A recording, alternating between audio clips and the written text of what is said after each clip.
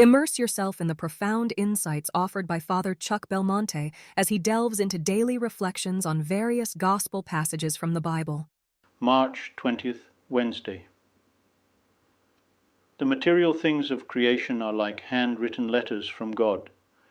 Søren Kierkegaard compared Socrates and Christ, while Socrates claimed to be a midwife of truth, so that his students give birth to the truth inside themselves. Christ is the truth. He has authority because he is the author of all creation. I merely talk about God. He is God. But if he is the author of all creation is sacramental. It is a symbol and an instrument of God's love.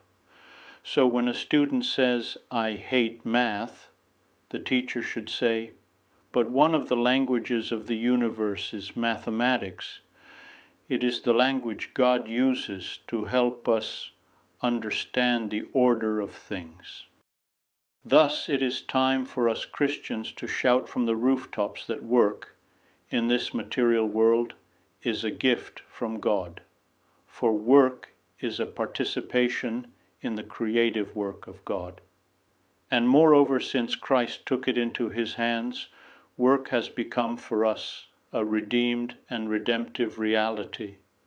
It is something to be sanctified, and something which sanctifies. Man ought not to limit himself to material production. Work is born of love. It is a manifestation of love and is directed toward love. We see the hand of God not only in the wonders of nature, but also in our experience of work and effort. Work thus becomes prayer and thanksgiving, because we know we are placed on earth by God, that we are loved by him and made heirs to his promises. The visible things of creation are like handwritten letters from God.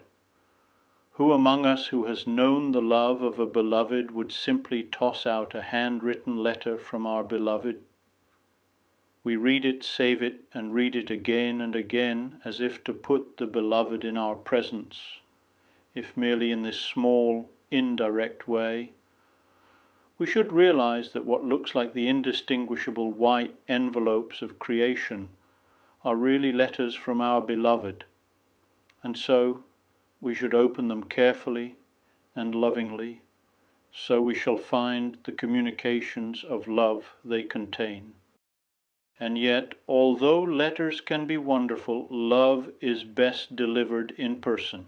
If letters from your beloved are wonderful, who wouldn't want to visit the beloved in person? The two aren't mutually exclusive. In classes, we talk about God, or we talk about God's handiwork in creation. But in the Eucharist, God comes to us in person, in the person of Jesus Christ, crucified and risen. So, we should take math students to Mass, not to have a little religion before they go back to the real world stuff. Rather, we should take students to Mass to encounter their Creator and his love incarnate in person, and in that encounter remind themselves that they are loved, and in all their scientific studies they are reading love letters from the one who loved them so much he was willing to die for them. I would be delighted to extend an invitation to you once again tomorrow for another insightful reflection on the Gospel by Father Belmonte.